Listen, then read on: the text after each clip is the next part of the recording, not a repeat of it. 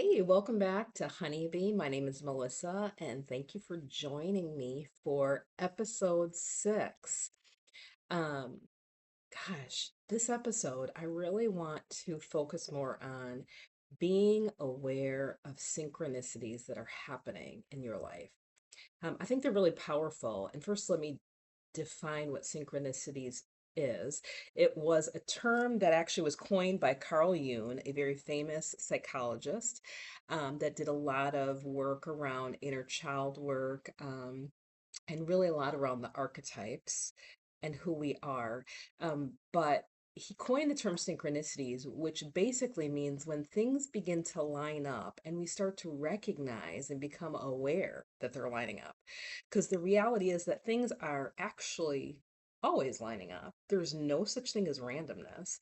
But oftentimes we don't realize because we kind of walk through a lot of our lives, what we call unconscious. So we're not necessarily aware of the synchronicities.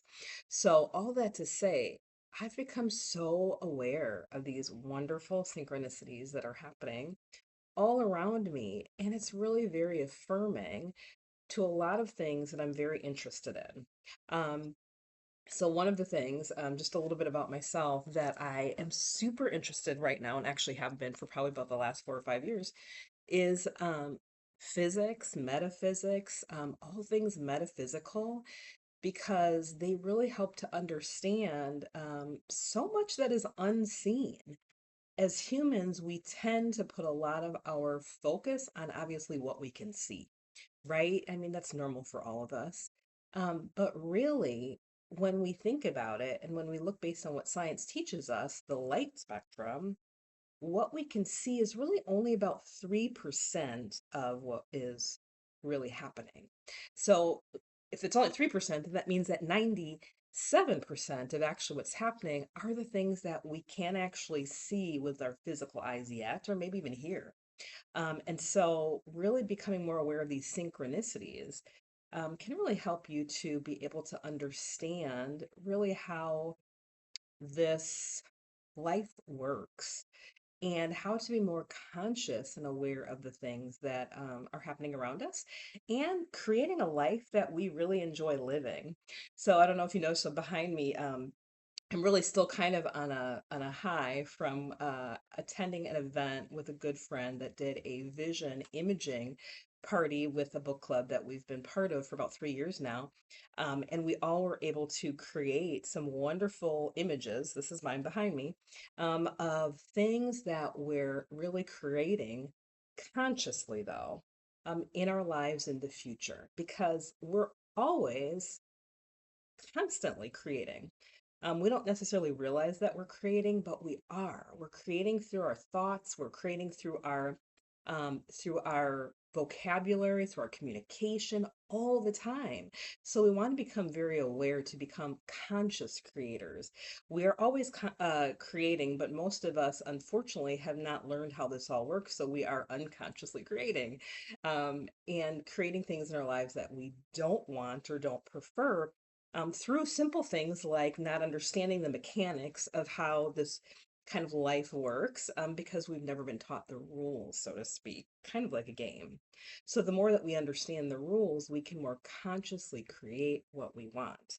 So so this group that I've been part of for 3 years now, of beautiful women that we've really been growing together, and we've become more aware of really consciously creating and using the power that we have been given to create the kind of lives that we want and not unconsciously kind of stumble into lives that none of us really prefer. So I want to tell you a little bit about kind of obviously how this works, because really the purpose is for you to understand how it works in your life, and hopefully you can use some tools to more consciously create and begin to recognize the synchronicities in your own experience, much like I am in my own. So it's kind of funny. So it's been really kind of a very full week for me. I was able to go to Kansas City for the first time last weekend and spend some time with my daughter and her partner that just recently moved there in April. And it was just such a beautiful experience She really wanted to move out of state for a while. She's a creative, she's an artist, and she really wanted to be able to create a new experience for herself. And she did just that.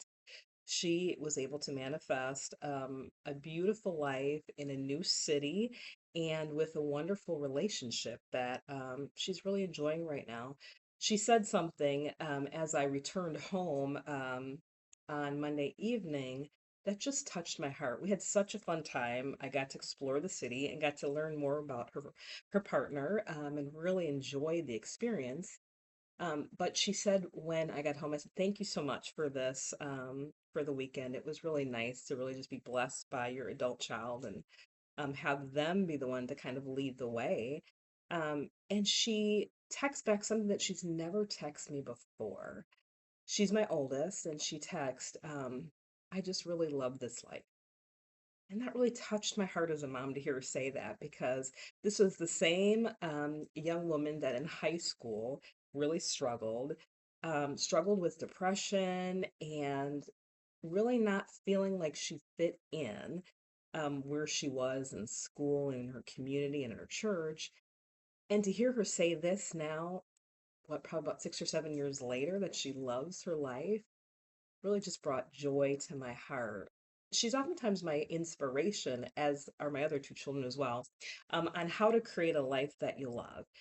So that was just a really wonderful experience. And then today, I had this experience last night where, again, this is just one of many synchronicities that I want to share with you. I've been having a lot of dreams lately, and most of the time I don't really necessarily remember my dreams, but I do kind of have a feeling when I wake up in the morning, and usually it's a good feeling that it was a good dream. And I feel like I'm healing on all types of levels as I wake up from the dream. But this particular dream, I didn't remember the specifics, but I had kind of a heavy feel. And I didn't necessarily feel like it was a good dream because I kind of felt some anxiety and some heaviness, right, as I woke up. But there was two things that I did remember from this dream. And the first one was a verse from the Bible that talks about in my Father's house, there are many mansions. If there were not so, I would not go to prepare a place for you. So that was I'm not sure in one context, but that was what was said to me in this particular dream. And the idea of gazing at Jesus and always coming back to gaze back at him, especially when we're feeling overwhelmed and anxious, which I was clearly in this dream. So I woke up from the dream and then, as I usually do, I have a devotional that I typically do in the mornings called Lectio 360. It's just kind of like a 10-minute devotional. And this particular devotional started off with that verse. In my house, there are many mansions. And it was really interesting. And then it went on to talk about gazing and verses that had the word gaze in it. So it really had me thinking that God is trying to speak directly to me through this verse. And I believe he was trying to tell me that there's many ways to live our lives. There are many mansions, so to speak, many homes, many rooms in this beautiful big tapestry of a mansion. And there's several different levels of consciousness of which we have the choice to live in. We get to pick.